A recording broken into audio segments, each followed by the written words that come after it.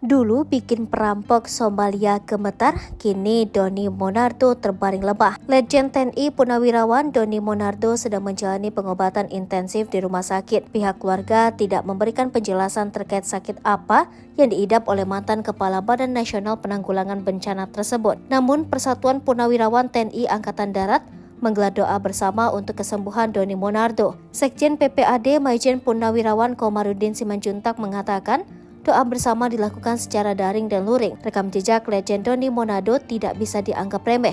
Sejumlah jabatan strategis pernah Doni Monardo emban, begitu pula pengalamannya di medan pertempuran. Sosok Jenderal Bintang 3 bernama Doni Monardo ini adalah lulusan Akademi Militer tahun 1985.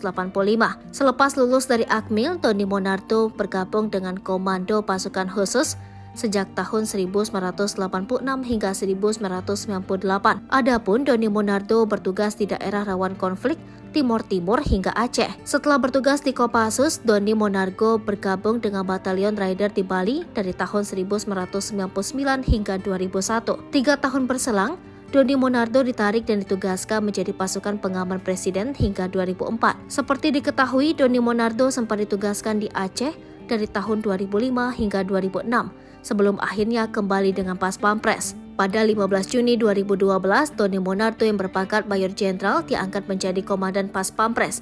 Ia menjabat sebagai Dan Pas Pampres hingga 5 September 2014, ketika Presiden Susilo Bambang Yudhoyono menugaskannya sebagai Wakil Komando Satuan Tugas untuk pembebasan kapal MV Sinar Kudus yang dibajak oleh perampok Somalia. Legend TNI Doni Monardo berhasil menjalankan tugasnya. Karir Doni Monardo semakin gemilang tatkala mengemban tugas sebagai Komandan Jenderal Kopassus menggantikan Maijen TNI Agus Sutomo.